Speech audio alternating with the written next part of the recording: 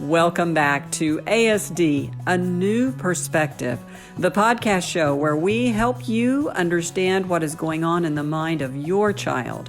And we encourage you that growth for your child is possible.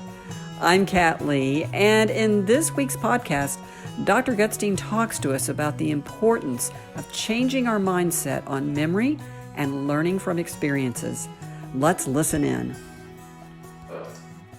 Today I want to talk about the unique ways that we're learning to help people with autism, help families to learn to manage their own personal experience.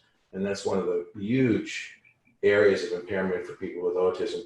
And it's really difficult to even emphasize how important that is, because if you're not able to develop some kind of bank of personal experiences that you can use, then the future is always going to seem completely unpredictable, unknown, scary. Then it's almost impossible to make good judgments. Everything really, it interferes with every aspect of managing your life, especially in complex dynamic environments where things are not going to be repeated. We're not talking about procedural things.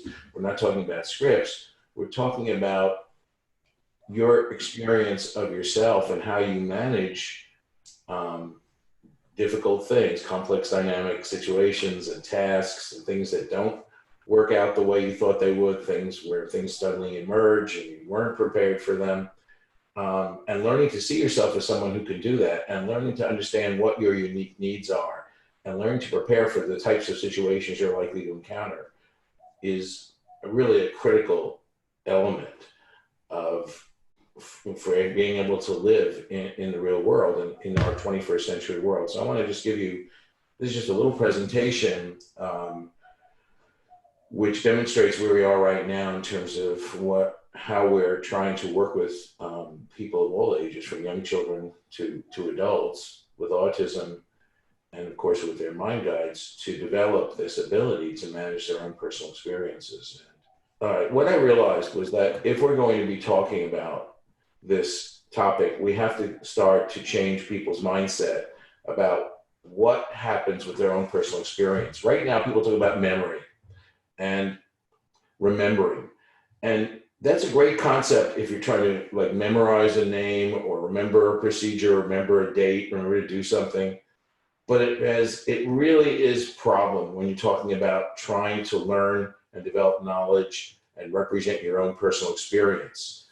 It has a number of problems because, first of all, it orients you to the end of the process, which is the remember. What do you remember? And really, if you're going to manage your experience, you have to start at the beginning of the process, and we'll talk about that later. And again, it has this connotation of somehow you can stuff things in there and take them out. And managing experience is a much more active process. You have to be able to construct representations, whether it's narratives, whether it's knowledge, and you have to be able to organize it, and then you have to be able to find it when you need it, right? So we really want to change the way people think about this process from remembering. And again, there's nothing wrong with the word remember, but it's not useful here to managing your personal experience, to develop it, to store it, to save it, to construct it, to decide, first of all, to choose what you want to hold on to, what experiences have some value for you in the future. This is, again, future oriented. The reason that we save something that we've experienced is that it will have some value for us at some future time, right? We don't just save something arbitrarily. There's no value to it. But what I found was that if we look at the natural history of this, if we look at what's going on in terms of research or in terms of the way that people are talking about this process, they talk about personal experience and managing it as a very haphazard process, a very unconscious process that you can't control. So they talk about things like episodic memory and autobiographical memory and self-knowledge. And most of the research shows that it gets very distorted. It changes over time. It's very unreliable. which makes you think maybe you shouldn't do it. Maybe you don't need it. But of course, everyone also says, no, it's really critical. It's really important. But we have no idea how we learn to do it.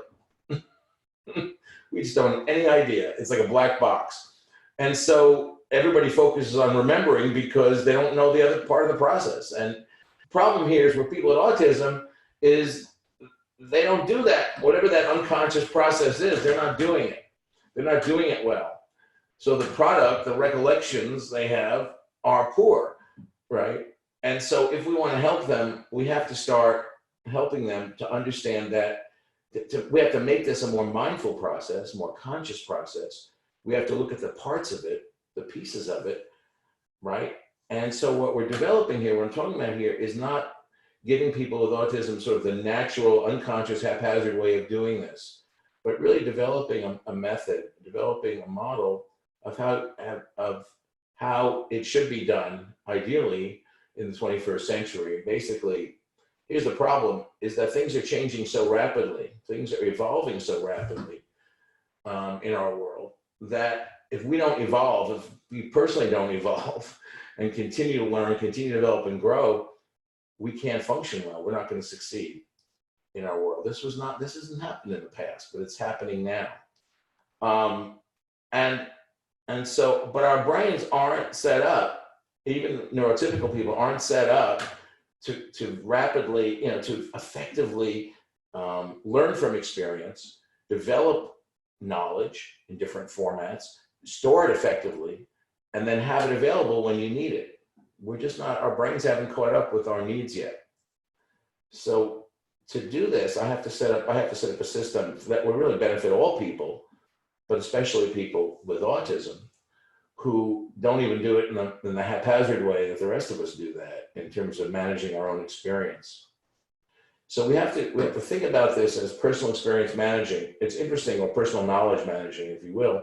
Corporations use terms like corporate knowledge managing, corporate experience managing, and they have for a while because they're very worried that the important knowledge for that company is so distributed among different people and gets lost when people leave and come, that they have to find a way to preserve it, to organize it, to make it available to different people who need it at different times. So they've actually been working on that concept on a sort of organizational level, but we need to work on it on an individual level. So anyway, rather than talking about memories, we want to talk about personal knowledge products.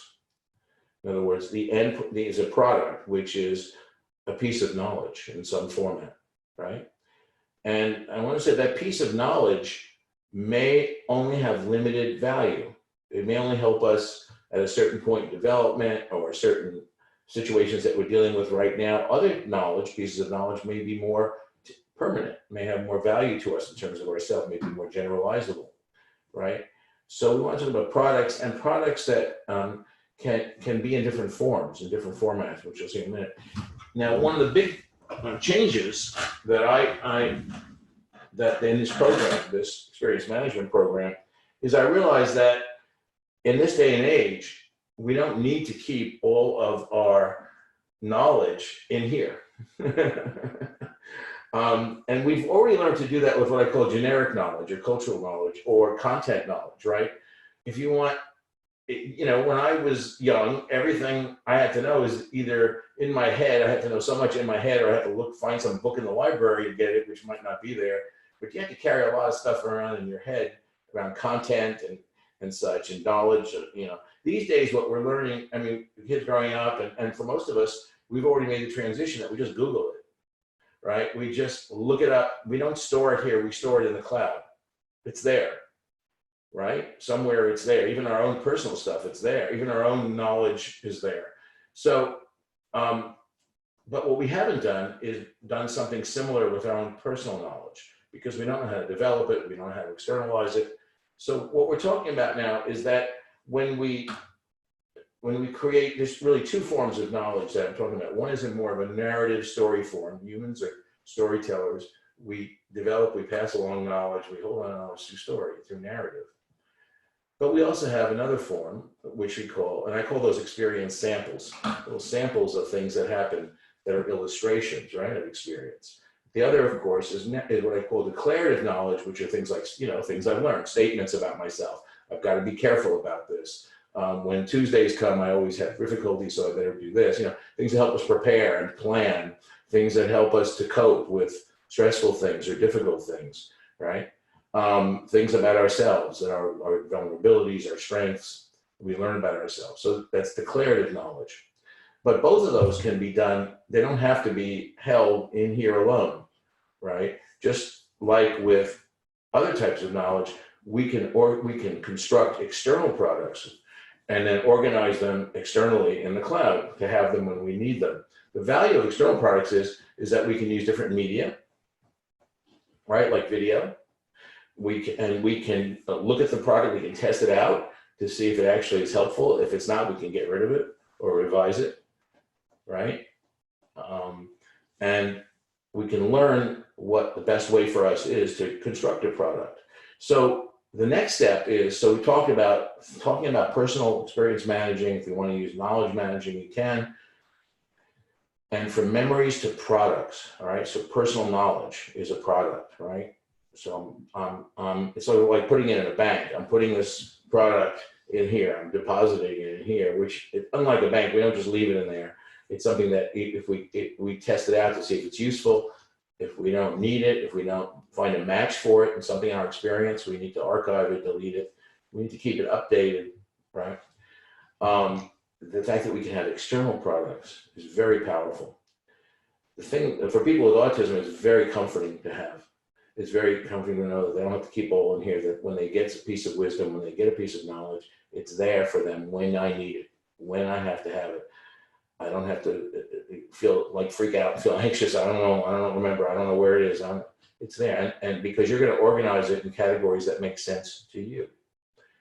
So the next thing is to take this very haphazard, unconscious process of how do we learn from our experience about ourselves and our world, which nobody explains, nobody knows how.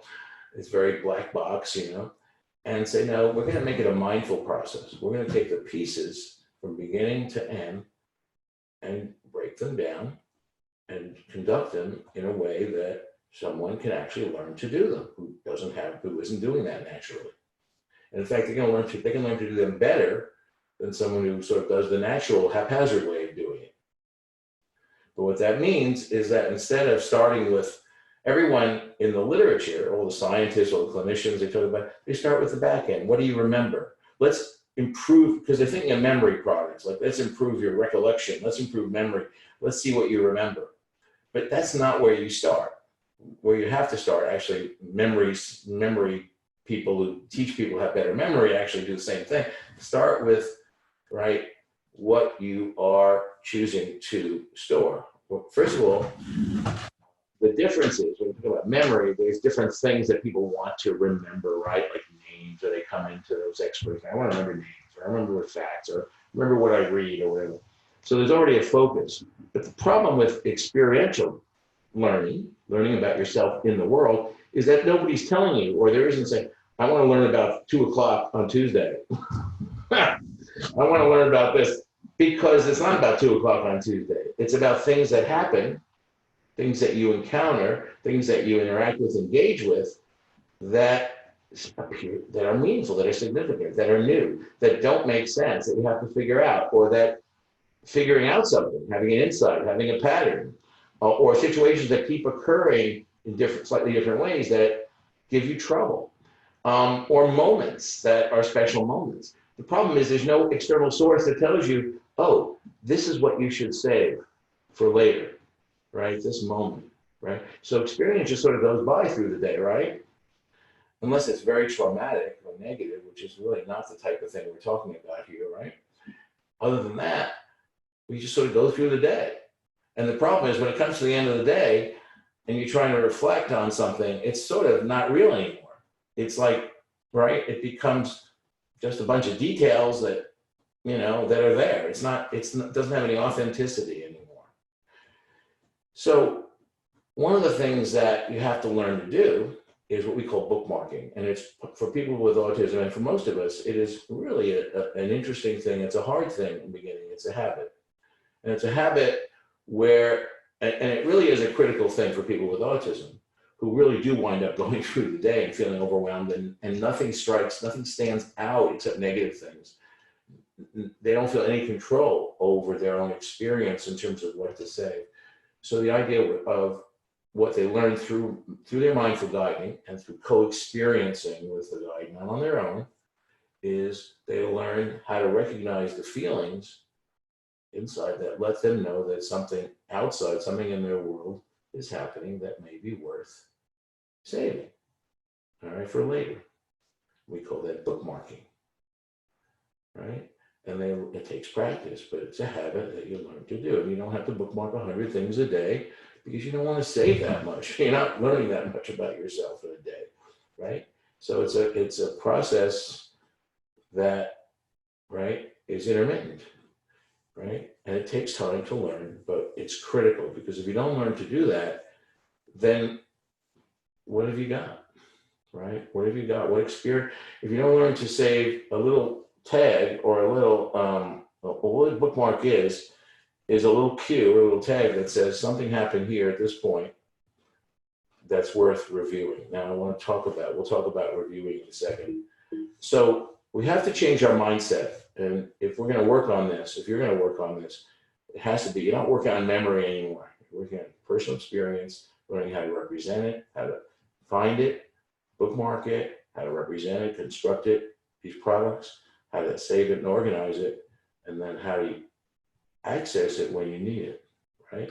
And then how to continue to develop and evolve that. You know what I was thinking, it's such a beautiful work, but I was thinking, you know, you're talking about something that other people don't even think of the kids and adults as being able to do. No, that's right.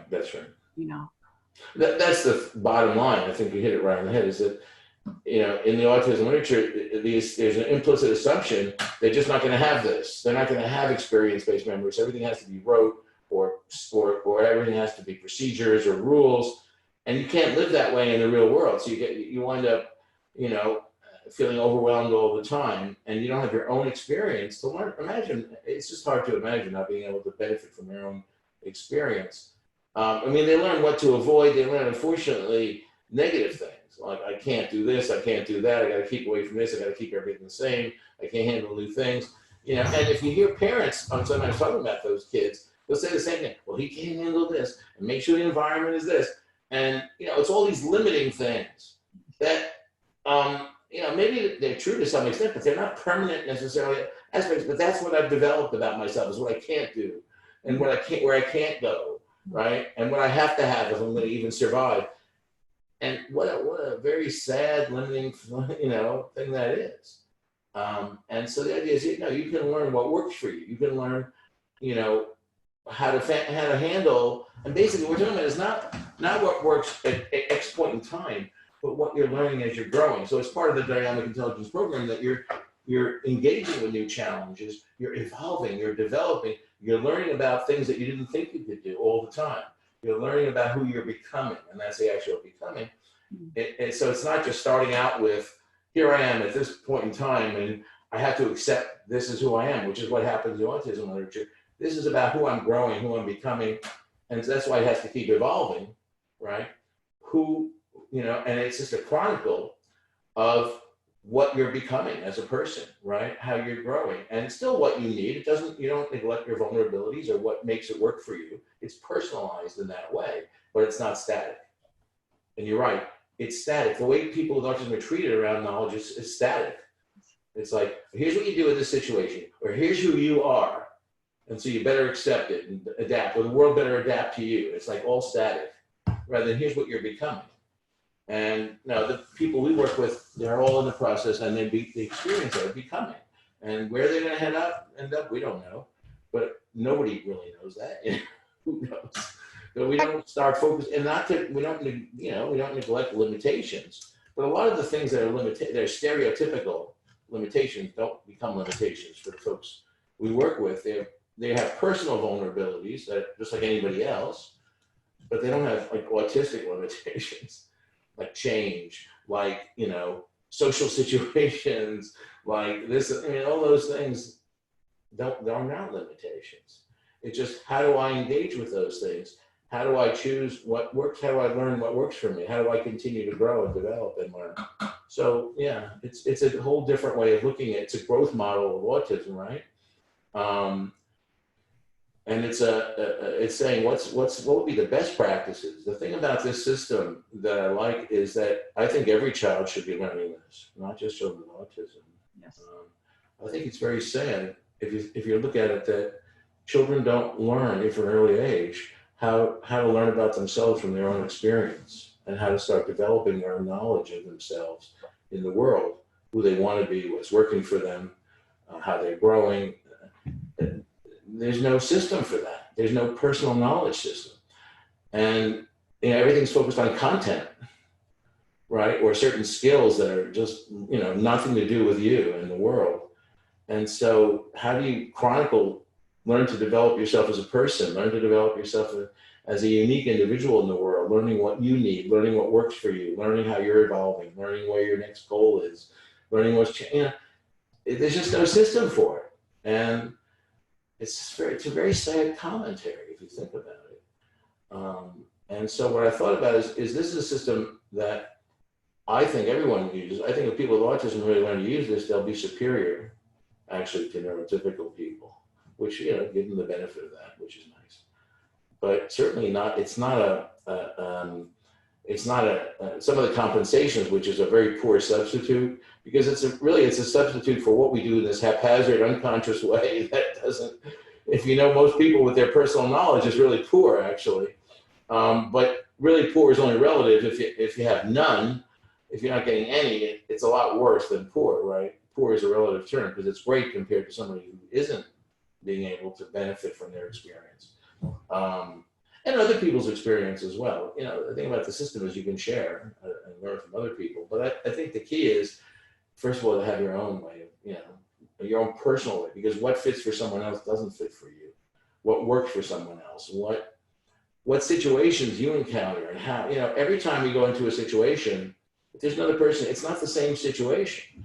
In other words, I could get in the same place at the same time for ostensibly the same function, but it could be a completely different situation because what I perceive, what's meaningful to me, what's significant, what's hard for me, what's challenging for me, what's easy for me, all that's different for each person. So even though we act like it's all the same, when you go into this situation, blah, blah, blah, all you can do there is get to sort of the general rules. It doesn't help you really to succeed. It doesn't help you to feel like, okay, what does it mean for me to be in this situation, right? How do I engage with it? What do I need to look for? What's likely to happen, and how do I handle change? How do I handle surprises that might happen all the time in my life, right? How am I becoming a person who can do that? How do I start to become more sensitive in things to those little signals that mean I need to breathe or take a break or stop for a second, becoming aware of myself. All those things I think are, need to be personalized. There's certainly techniques and things that are great, but who knows if for any one person what works. You have to figure out in trial and error what works for you. And then when you find out what works, you need to know it and save it and know where it is so you can use it when you got it, and know when it stops working or what the limits of it are, right? But that's something that a gift we want to give to everyone with autism, everyone we can. Thanks for joining us for ASD, A New Perspective, a podcast show where we help you understand the mind of your child. And we always encourage you that growth for your child is possible. I'm Kat Lee. See you next time.